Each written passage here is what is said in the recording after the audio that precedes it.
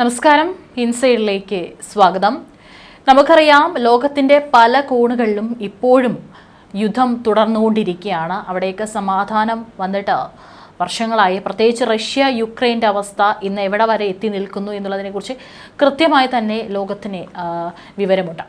ഏതായാലും ഇപ്പോൾ റഷ്യയിലും Hawaii ദ്വീപുകളിലും tsunami മുന്നറിയിപ്പ് നൽകിയിരിക്കുകയാണ് US ദേശീയ സുനാമി മുന്നറിയിപ്പ് കേന്ദ്രം. റഷ്യയുടെ കിഴക്കൻ തീരമായ കാംചുതക്കയിൽ ഇന്നുണ്ടായ 7.4 തീവ്രതയുള്ള ഭൂകമ്പത്തെ തുടർന്നാണിത്. 10 കിലോമീറ്റർ താഴ്ചയിലാണ് ഇവിടെ ഭൂകമ്പം ഉണ്ടായിരിക്കുന്നത്. 7.4 തീവ്രത രേഖപ്പെടുത്തിയിരിക്കുന്നത്. German research centre for geosciences ആണ്, അതായത് GFZ ആണ് ഭൂകമ്പം രേഖപ്പെടുത്തിയിരിക്കുന്നത്. ആദ്യം റിപ്പോർട്ട് ചെയ്തത് 6.7 തീവ്രത രേഖപ്പെടുത്തിയ ഭൂകമ്പമായിരുന്നു. എന്നാൽ യൂറോപ്യൻ മെഡിറ്ററേനിയൻ സീസ്മോളജിക്കൽ സെന്ററും US ജിയോളജിക്കൽ സർവേയും ഇത് 7.4 തീവ്രതയിലേക്ക് പിന്നീട് അപ്ഗ്രേഡ് ചെയ്യുകയായിരുന്നു. യുണൈറ്റഡ് സ്റ്റേറ്റ്സ് ജിയോളജിക്കൽ സർവേ പ്രകാരം ഈ മേഖലയിൽ ഇന്ന് ആകെ 5 ഭൂകമ്പങ്ങൾ റിപ്പോർട്ട് ചെയ്യപ്പെട്ടിട്ടുണ്ട്. എല്ലാം ഏകദേശം 10 കിലോമീറ്റർ ആഴത്തിലാണെന്നാണ് റിപ്പോർട്ടുകൾ. അവിടെ അധികാരികൾ സ്ഥിതിഗതികൾ സൂക്ഷ്മമായി നിരീക്ഷിച്ചു വരികയാണ്. ഭൂകമ്പത്തിൽ ഇതുവരെ കാര്യമായ നാശനഷ്ടങ്ങളോ ആളഭയമോ ഉണ്ടായതായി റിപ്പോർട്ടില്ല. ഏതായാലും അവിടെ നിരീക്ഷണമടക്കം ശക്തമാക്കിയിരിക്കുകയാണ്. പക്ഷേ മേഖലയിൽ ഇപ്പോൾ സുനാമി തിരമാലകൾ ഉണ്ടാകാനുള്ള സാധ്യതയുണ്ട് എന്നുള്ള റിപ്പോർട്ടുകളും പുറത്തു വരുന്നുണ്ട്. അതുകൊണ്ട് തന്നെ റഷ്യൻ അടിയന്തര സേവനങ്ങൾ അവിടെ നിരീക്ഷിച്ചു വരികയാണ്. German research centre for geosciences data പ്രകാരമാണ് മുൻ ഭൂകമ്പത്തിന് തൊട്ടു പിന്നാലെ കാംചുതക്കയുടെ കിഴക്കൻ തീരത്ത് 10 കിലോമീറ്റർ താഴ്ചയിലും ഭൂകമ്പം ഉണ്ടായത്. യൂറോപ്യൻ മെഡിറ്ററേനിയൻ സിസ്മോളജിക്കൽ സെന്റർ ഭൂകമ്പം 7.4 തീവ്രത രേഖപ്പെടുത്തിയതായി ആദ്യം റിപ്പോർട്ട് ചെയ്തിരുന്നു.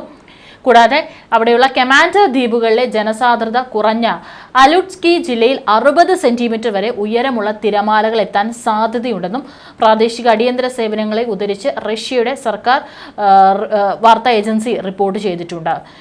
ഉസ്റ്റ് കാംചാറ്റ്സ്ക, മെഡ്സിനി ദ്വീപ് എന്നീ ഗ്രാമങ്ങളെയും അപകട സാധ്യതയുള്ള 2 പ്രദേശങ്ങളിൽ ഇപ്പോൾ റഷ്യ ഉൾപ്പെടുത്തിയിരിക്കുകയാണ്.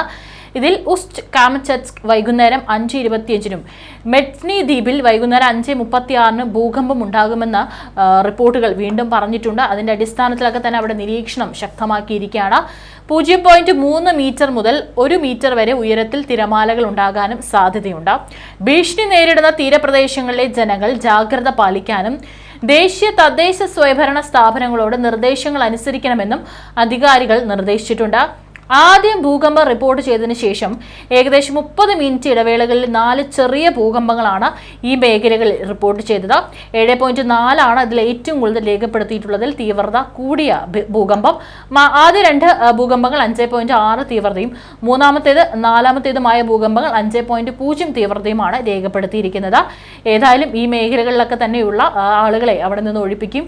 ഇതുവരെ കാര്യമായിട്ടുള്ള നാശനഷ്ടങ്ങൾ ഉണ്ടായിട്ടില്ല എന്നാണ് റിപ്പോർട്ടുകൾ. തിരമാലകൾ ഇനി ഉയർന്ന തിരമാലകൾ ഉണ്ടാകാനുള്ള സാധ്യതയുള്ളതിനാൽ തന്നെ തീരമേഖലകളിലുള്ളവരോടൊക്കെ തന്നെ ജാഗ്രത പാലിക്കാനും പറഞ്ഞിട്ടുണ്ട്.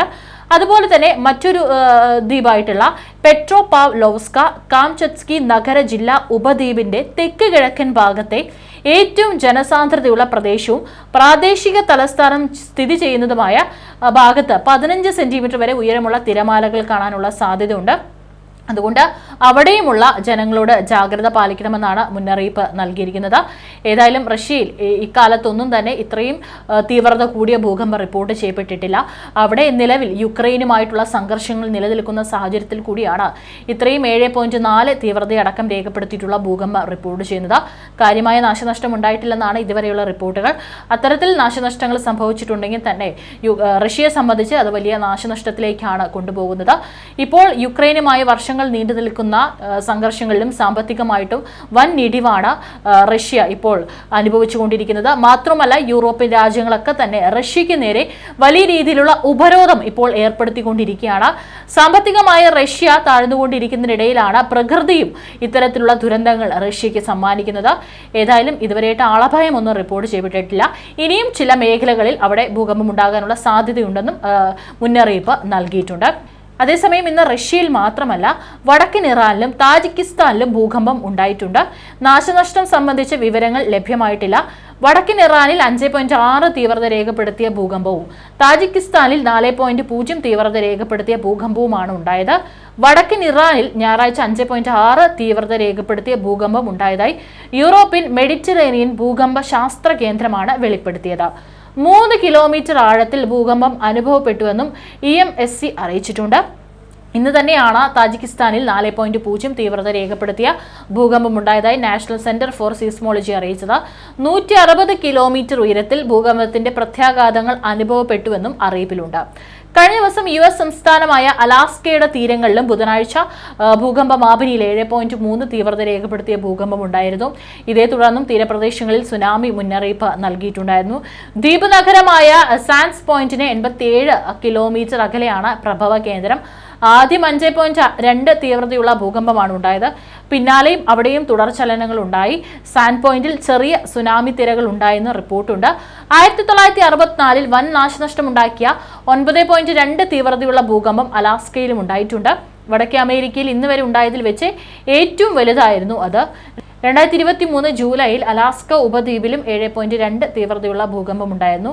യുക്രൈൻ ആക്രമണം തുടരുന്ന റഷ്യക്കെതിരെ ഇപ്പോൾ പുതിയ സാമ്പത്തിക ഉപരോധങ്ങളൊക്കെ തന്നെ യൂറോപ്യൻ യൂണിയൻ ഏർപ്പെടുത്തുന്ന ഈ ഒരു ഘട്ടത്തിലാണ് ഇത്തരത്തിലുള്ള ദുരന്തങ്ങളും അവിടെ സംഭവിച്ചുകൊണ്ടിരിക്കുന്നത്. ഏതായാലും നിലവിൽ അവിടെ റഷ്യയുടെ സ്ഥിതി അടക്കം വളരെ മോശമായി തന്നെ തുടരുകയാണ്. റഷ്യയിൽ നിന്ന് ക്രൂഡ് ഓയിൽ വാങ്ങുന്ന രാജ്യങ്ങൾ നൽകാവുന്ന പരമാവധി വിലയൊക്കെ തന്നെ ബാരലിന് ഡോളറാക്കി കുറച്ചിരിക്കുകയാണ്. ഈ സാമ്പത്തിക സ്ഥിതിയിലൂടെയാണ് ഇപ്പോൾ റഷ്യ കടന്നു പോകുന്നത്. മാത്രമല്ല, ഇപ്പോൾ പല മേഖലകളിലും ഭൂകമ്പങ്ങൾ റിപ്പോർട്ട് ചെയ്യുമ്പോൾ മുൻപ് ജൂലൈ 5 നമ്മുടെ ലോകത്തിൻ്റെ പല ഭാഗങ്ങളിലും ജപ്പാനിലടക്കം വലിയ രീതിയിലുള്ള സുനാമി ഉണ്ടാകും എന്നുള്ള മുന്നറിയിപ്പും വലിയ ചർച്ചയായിട്ടുണ്ടായിരുന്നു. പല ജ്യോതിഷികളും നടത്തിയിട്ടുള്ള പ്രവചനം ചർച്ചയായിട്ടുണ്ടായിരുന്ന സമയമായിരുന്നു. പക്ഷെ ഒന്നും തന്നെ ഫലിച്ചിരുന്നില്ല. ഏതായാലും ഇപ്പോൾ അടിക്കടി പല ഭാഗങ്ങളിലും ലോകത്തിൻ്റെ പല കോണുകളിലും ഇപ്പോൾ ഭൂകമ്പങ്ങൾ റിപ്പോർട്ട് ചെയ്യപ്പെടുകയാണ്. അതും പല കോണുകളിലുള്ള ആളുകളെയും ആശങ്കയിലാക്കുകയാണ്. നിലവിൽ റഷ്യ പ്രധാന ജനവാസ മേഖലകളിൽ ഒന്നും തന്നെയല്ല ഈ ഒരു ഭൂകമ്പ റിപ്പോർട്ട് ചെയ്തിരിക്കുന്നത്. അതുകൊണ്ട് തന്നെയാണ് റഷ്യൻ അധികാരികൾ പുറത്തുവിടുന്ന റിപ്പോർട്ട് അനുസരിച്ച് വലിയ നാശനഷ്ടമോ ആളപായമോ സംഭവിച്ചിട്ടില്ല എന്നുള്ളത് 100% ഉറപ്പാണെന്ന് റഷ്യ ഉറപ്പിച്ചു പറയുന്നത്.